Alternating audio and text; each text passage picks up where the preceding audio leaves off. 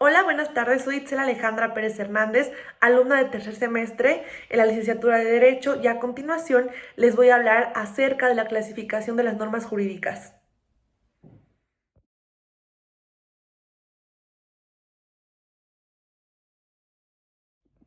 En primer lugar, tenemos a la clasificación de las normas jurídicas desde el punto de vista del sistema al que pertenecen. Bueno, como tal, se dice que todo precepto del derecho debe de pertenecer a un sistema normativo y que tal pertenencia debe de depender, o más bien depende de la posibilidad de referir de manera directa o indirectamente la norma, esto en cuestión a otra u otras normas de superior jerarquía, y en última instancia de igual manera se dice que puede pertenecer a una norma suprema, ¿no?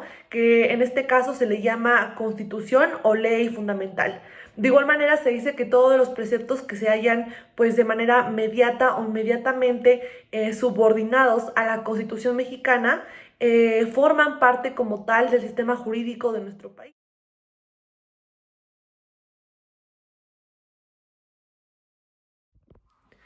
En segundo lugar, tenemos esta parte de la clasificación de las normas jurídicas desde el punto de vista de su fuente, que como tal se dice que los preceptos del derecho pueden ser formulados, ¿no? O apegados, según lo que hemos visto dentro de las clases, por órganos especiales, que en el caso de México se divide pues en esta parte de los tres poderes, a los cuales, pues como yo lo había mencionado anteriormente, los preceptos se pueden apegar.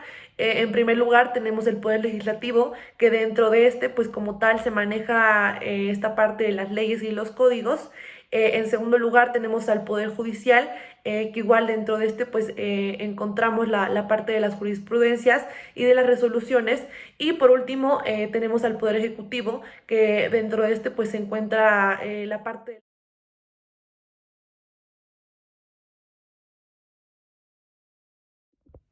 Bueno, en tercer lugar tenemos esta parte de la clasificación de las normas jurídicas desde el punto de vista de su ámbito espacial de validez. Bueno, si lo queremos ver de una manera un poco más general, pues podríamos decir que este como tal hace referencia al territorio en el que se va a aplicar pues como tal esta norma jurídica, ¿no? Pero ahora, si nos queremos adentrar un poquito más en el tema, vamos a hablar acerca de la teoría de Kelsen como tal, que este menciona que el ámbito espacial de validez de las normas del derecho debe de ser visto desde cuatro puntos de vista. Él menciona el punto de vista espacial, el temporal, el material y el personal. Él comenta que en el ámbito espacial de validez como tal, pues se encuentra esta parte de la porción del espacio en el que como tal el precepto va a ser aplicable, ¿no? Y también comenta que en la parte temporal tenemos esta parte en el que se encuentra constituido por el lapso durante el cual este como tal va a tener vigencia o va a tener validez. Y en el material, él comenta, pues válgame la redundancia, que es la materia que como tal pues se regula, ¿no? Y también comenta que en la parte personal es esta parte en la que como tal están los sujetos a quienes se les obliga. Y también nos menciona una teoría o un punto más bien muy importante, que él nos comenta que si nos colocamos en el primer pues punto como tal de los cuatro que él menciona, vamos a descubrir esta parte en la que los preceptos del derecho como tal pues pueden ser generales o locales. En caso de que sean generales, pues se dice que van a ser vigentes en todo el territorio como tal del estado, ¿no? Y en caso de que sean pues locales, únicamente van a ser aplicables en una parte del mismo. Un ejemplo puede ser el Código Federal de Procedimientos Civiles, debido a que este como tal pues está integrado por normas generales, y en comparación del civil del Distrito Federal, pues este como tal tiene un carácter local, ¿no? Como su nombre pues como tal lo indica. Y si aplicamos el citado criterio al derecho mexicano, igual vamos a descubrir que en nuestro país como tal existen, pues desde el punto de vista, tres categorías, ¿no?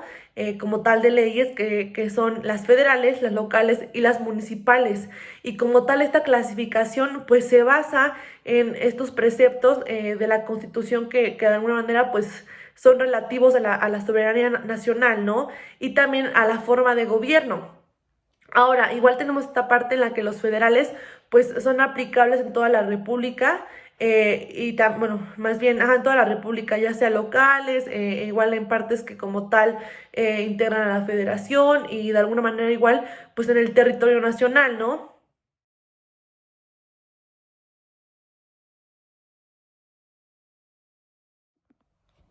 Bueno, en cuarto lugar vamos a hablar acerca de la clasificación de las normas jurídicas desde el punto de vista de su ámbito temporal de validez, que como tal, dentro de este, pues se nos menciona que las normas jurídicas pueden ser de vigencia determinada o indeterminada.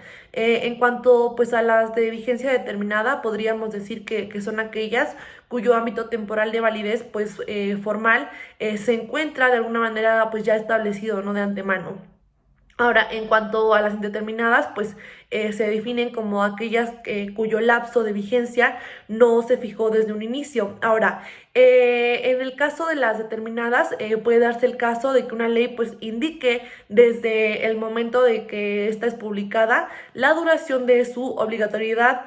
Y en caso de una hipótesis contraria, podríamos decir, o bueno, que pertenecería a las indeterminadas, se podría decir así, podríamos decir que únicamente se pierde la vigencia de esta cuando es abrogada o expresamente o tácitamente, ¿no?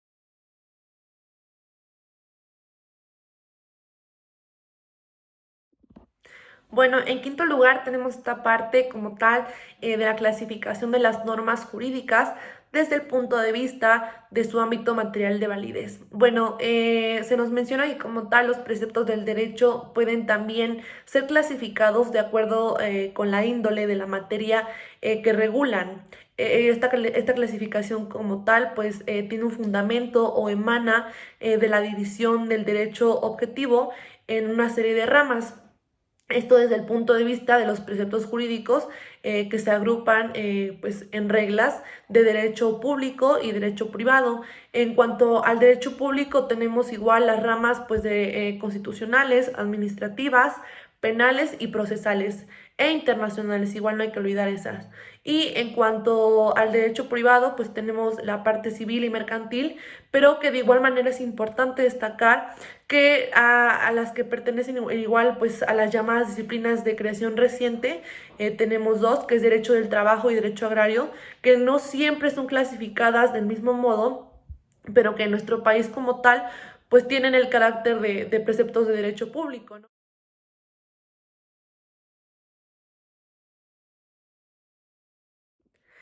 En sexto lugar, tenemos la parte de la clasificación de las normas jurídicas desde el punto de vista de su ámbito personal de validez. Dentro de esta clasificación como tal, se nos habla acerca de las normas del derecho que se dividen en genéricas e individualizadas. En cuanto a las genéricas, se nos da una definición de aquellas a las que como tal, o bueno, de aquellas como tal obligan o facultan a todos los comprometidos dentro de un grupo o de una clase designada por el concepto de sujeto o de individuo de la disposición normativa. Ahora, en cuanto a las individualizadas, se dice que son las que obligan o facultan a uno o a varios miembros de la misma clase individualmente determinados. De acuerdo, bueno, ahora voy a dar más bien un ejemplo para que entiendan un poquito mejor de qué es lo que hablo de ya sea de las genéricas o de las individualizadas. En cuanto a las genéricas, voy a dar el ejemplo del artículo 1860 del Código Civil, en el que se menciona que si un establecimiento ofrece al público objetos de determinado precio, el dueño del establecimiento debe de sostener el precio y debe de respetarlo a los clientes si es que este ya lo puso pues como tal pues a la vista de estos, ¿no? Pero ahora, de las individualizadas como tal únicamente, bueno, voy a dar un ejemplo igual distinto, pero igual quiero mencionar que únicamente esas obligan o facultan a uno o varios miembros individualmente determinados de la clase como tal, pues designada por el concepto del sujeto de la norma genérica, ¿no? Que le sirve como tal de base. Un ejemplo de esto podría ser la sentencia, no sé, que le pueden dar a cualquier persona, no sé, en este caso vamos a decir a Juana Pérez, ¿no? A Juan Pérez que tiene 15 años de cárcel y, no sé, por la comisión de homicidio. Es una norma que como tal está individualizada porque únicamente únicamente está siendo aplicada a la parte que es acusado, ¿no? Que en esta parte pues es Juana Pérez. Y también, pues como tal, únicamente se le da la condena a esta persona. Entonces, por eso que es individual, porque no se aplica a terceras personas, a segundas personas, no únicamente es a la persona que como tal, pues cometió el delito. Otro ejemplo de esto igual podría pues ser esta parte de, no sé, algunas cosas que únicamente se le dan privilegio ya sea a la mujer o al hombre de manera individual. Y en cuanto a las genéricas, pues hay cosas que como tal son para tanto hombres como mujeres, no sé, ya es esta parte de que yo decido sobre mi cuerpo, ¿no? Esto es un tema que igual se habló, de hecho, durante una clase entera, en el que se mencionaba la parte, pues, del aborto, ¿no? Que la mujer en este caso, pues, decide si ella quiere abortar o no, o un caso un poquito más genérico, se podría decir una operación, ¿no? En caso de un hombre o de una mujer, pues.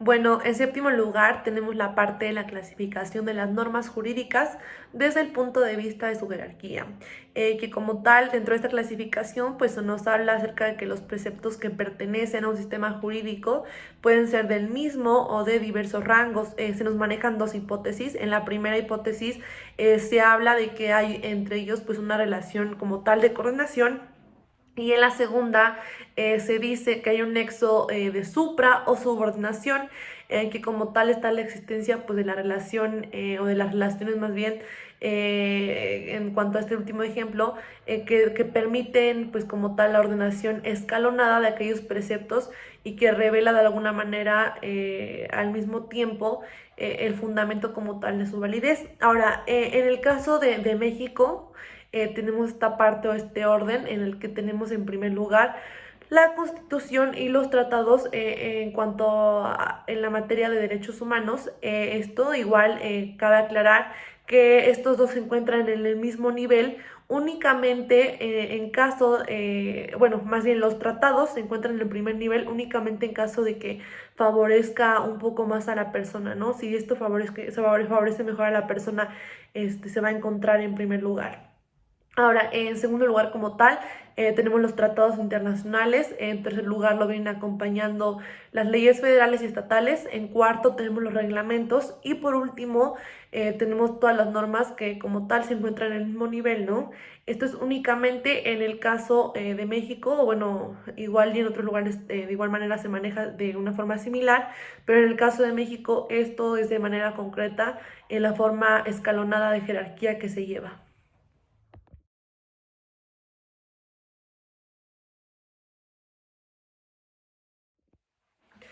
En octavo lugar tenemos a la clasificación de las normas jurídicas desde el punto de vista de sus sanciones, que como tal dentro de estas pues se habla acerca de una inspiración en cuanto a las doctrinas romanas, y también se nos habla acerca del jurista ruso Kolkonov, el cual menciona o hace referencia a una división de los preceptos del derecho en cuatro partes. Esto lo hace o lo genera pues desde el punto de vista de sus sanciones como tal. En primer lugar, él nos menciona las leyes perfectas, que como tal él comenta que son aquellas que imponen sanciones que nos van a ayudar a volver a, pues como toda la situación a como se encontraba. Un ejemplo de esto podría ser el daño en propiedad ajena. Esto es importante mencionar igual que esto únicamente se hace siempre y cuando sea posible la reparación, ¿no? Que no sea una reparación imposible, válgame la redundancia. Y en segundo lugar tenemos las leyes más que perfectas, que él maneja esto que, como aquellas que imponen sanciones que tienen como objetivo o como finalidad otorgar una reparación del daño, que generalmente pues es económico. Un ejemplo de esto es el homicidio, porque obviamente no puedes reponer la vida de una persona, pero sí se puede dar una remuneración o un pago en efectivo, ¿no? Para algún tipo de ayuda. Y en tercer lugar tenemos las leyes imperfectas, que él maneja estas como aquellas que carecen de sanción, que incluso igual se dice que la mayoría de las normas jurídicas pues carecen de esta sanción, se podría decir expresa. Y él, por último, comenta las leyes menos que perfectas y nos pone nos dice, más bien nos menciona que son aquellas que no impiden que se lleve a cabo pues el efecto jurídico, ¿no? Pero sin embargo, sí pone un castigo, ¿no? Sí lo impone una sanción como tal. Un ejemplo de esto podría ser que a falta de un abogado en un juicio que lo requiere, se podría decir así, se nombra pues uno de oficio y la demanda como tal pues se encuentra ya como presentada, ¿no? Ya se menciona que ya se presentó y ya se realizó el proceso adecuado.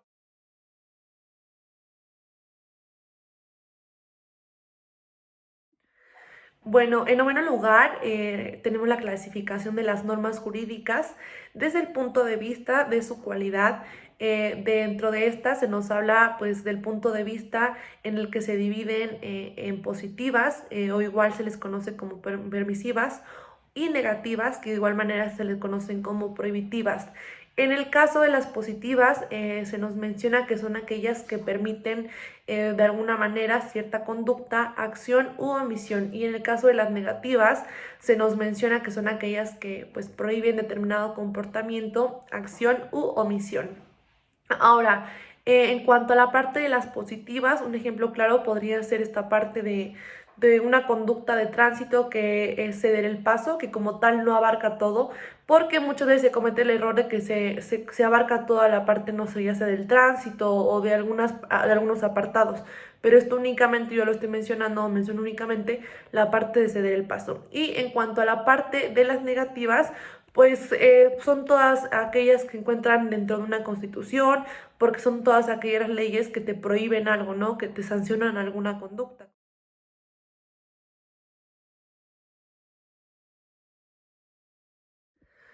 En décimo lugar, tenemos la clasificación de las normas jurídicas desde el punto de vista de sus relaciones de complementación. Bueno, dentro de este punto se nos menciona esta parte de que hay normas jurídicas que como tal pues tienen sentido por sí mismas o bueno, tienen un sentido pleno, se podría decir así, pero que igual hay otras que únicamente poseen un significado o valor cuando se les relaciona o se les adjunta con preceptos de primer tipo.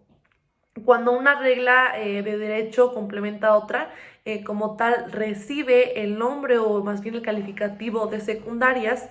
Esto como tal, pues igual podemos hablar de las complementadas, que por su parte igual se les llama primarias. Es importante mencionar que las secundarias como tal no encierran un significado, pues se podría decir, independiente y solamente podemos entenderlas en relación pues con otros preceptos.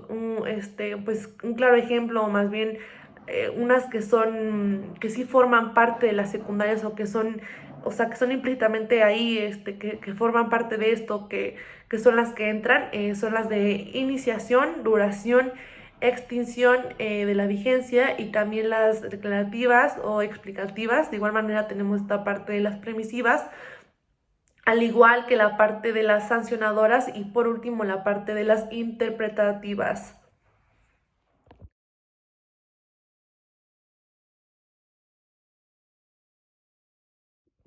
Bueno, por último tenemos la parte de la clasificación de las normas jurídicas desde el punto de vista de su relación con la voluntad de los particulares, en este caso normas taxativas y normas dispositivas. En el caso de las normas taxativas, que igual se les conoce como normae congeti o jus congens, se dice que son aquellas que de alguna manera mandan o imperan independientemente de la voluntad de las partes.